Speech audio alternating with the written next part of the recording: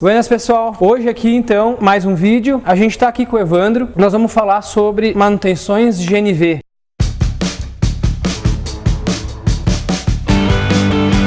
Antes de tudo eu preciso apresentar o Evandro, né? O Evandro ele é uma das feras do gás aí do Brasil aí, né? Bom, o Evandro ele é um técnico formado pelo Senai, formando em engenharia mecânica, ele tem experiência de mais de 20 anos aí no gás natural, desde o início, né, Evandro? Desde o início. Trabalha com gás.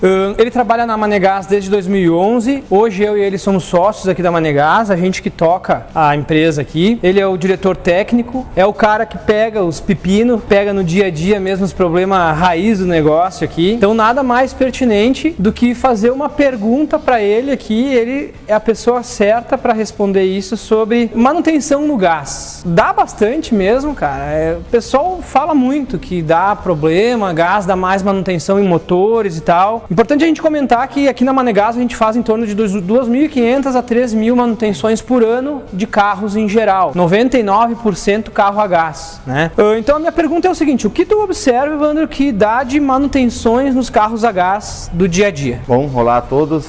Boa noite, Daniel. Manutenções, a gente pega muita manutenção do pessoal que vende em metro com problemas de vários tipos, assim, desde instalações irregulares ou com algum probleminha físico de instalação, detalhes numa redutora, detalhes num cano, suportes descentralizados.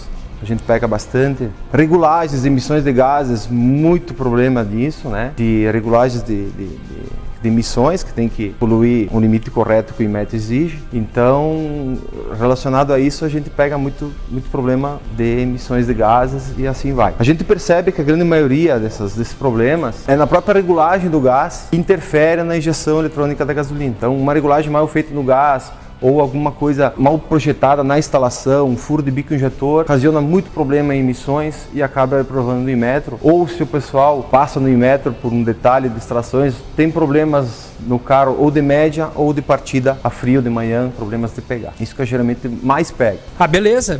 Mas me diz uma coisa, Evandro, e com relação a essa questão das emissões de poluentes, né?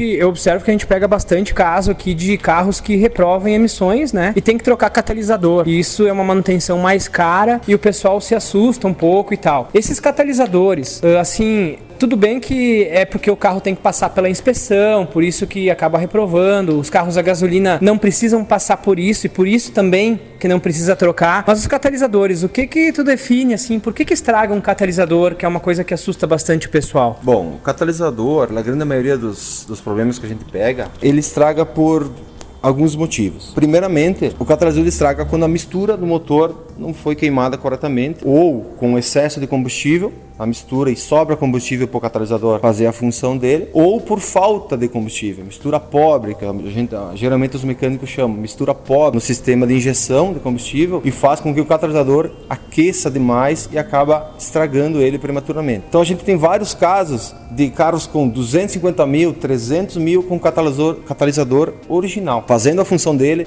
passando por um metro e não tendo problema em reprovação. Tem outros casos que com baixa quilometragem, 80 mil, 70 mil, até menos disso, alguns raros casos, que o pessoal já estragou o catalisador por causa disso. Carros desregulados. Carros desregulados é o que ocasiona um catalisador estragar prematuramente. Beleza, ótimo.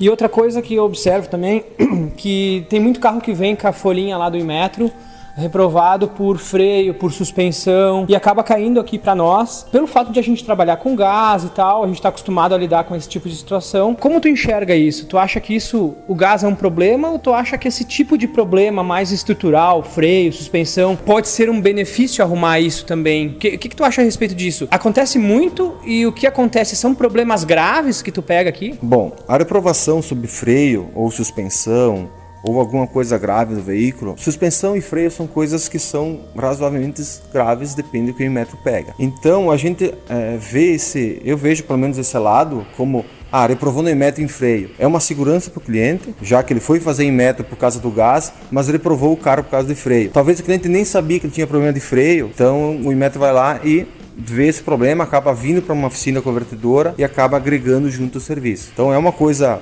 vamos dizer assim, que é beneficiária. Claro que o cliente vai ter que gastar em manutenção, mas ele está prevenindo um acidente futuro lá fora, alguma coisa que possa acontecer mais grave no carro dele, ou que ele possa não fazer a manutenção na hora e deixar para depois, e acaba ocasionando uma manutenção mais cara por estragar vários componentes do sistema do carro dele, no caso, né? Ótimo. Outra coisa, Evandro, que nem o pessoal comenta muito que o gás estraga o motor, estraga o cabeçote, né? De fato, a gente pega casos de cabeçote aqui, pelo volume de carros que a gente tem na rua, a clientela que a gente tem, sempre vem alguma coisa relativa a isso. Como tu define, assim, tu acha o gás que estraga o cabeçote, quando tu tira ali pela tua experiência e tal, tu vê que tem uma sede de válvula desgastada, uma válvula comida, aquilo foi o gás? Bom, a gente pega vários problemas, né? A gente pega aqui na oficina muitos problemas relacionados a motor, falhas, queima de junta e cabeçote ou marcha lenta irregular. Bom, o que a gente vê muito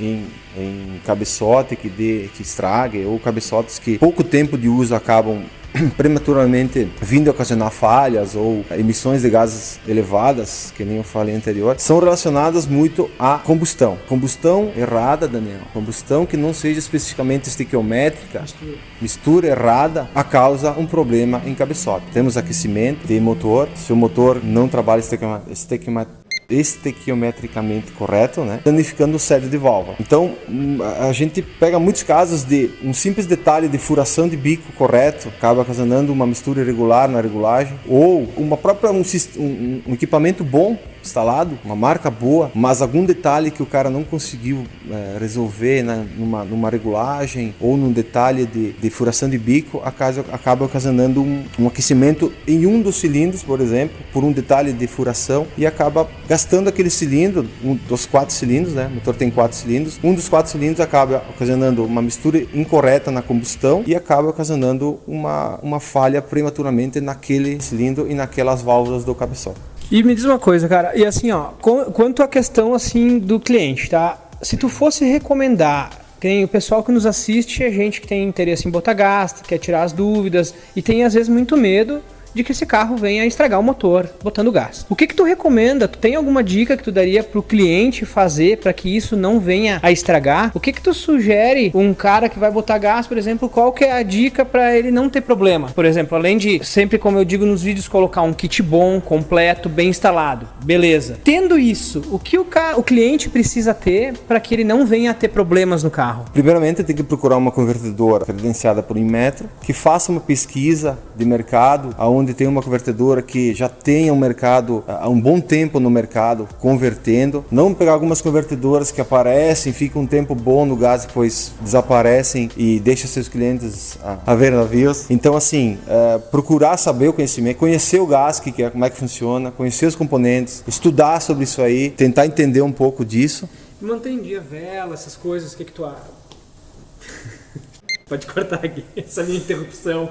Bom, depois que o cliente instala um kit gás no seu carro, é bom eles terem cuidados na rotina até da convertedora, o que ela especifica quando entrega o carro. Tantos quilômetros você faça uma manutenção, nós vamos olhar isso, especificar o que vai ser olhado nos componentes. Geralmente numa conversão não há tanta manutenção a mais, do que o carro foi projetado lá na fábrica. Quilometragens específicas que foi projetado, mais ou menos seguir essa linha. No gás a gente tem algumas coisas que a gente tem que olhar um pouco antes, que seria vela de ignição, cabo de vela e filtro de ar. Vela de ignição e cabo de vela por falhas ou alguma eventual falha em partidas, né? E filtro de ar por tempo e por média baixa, né? Baixou muito a média, a gente tem que dar uma olhadinha em filtro de ar. Então os cuidados básicos depois de uma conversão seria vela, cabo de vela, filtro de ar, cada quilometragem específica do veículo, a montadora vai especificar uma quilometragem de troca de vela. O que é bom fazer? Uns 5 mil antes, 10 mil quilômetros antes, ir para uma oficina convertedora, conferir isso, para não deixar até no limite a vela de ignição do seu carro. Perfeito, Evandro, ótimo. Forçando o que a gente sempre fala, né? Aqui,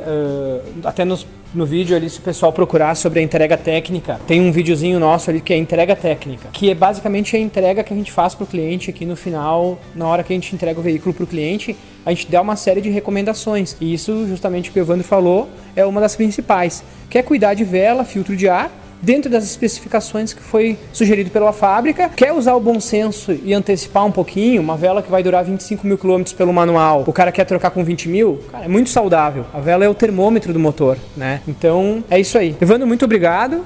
E vamos aos próximos vídeos aí, né, meu velho? Beleza. Estamos às ordens para críticas, sugestões, segue lá. Um abraço, até mais. Que a gente tá fazendo, né? Tá ótimo, cara, tá ótimo. E se tu ver os meus primeiros vídeos, tu vai me bater.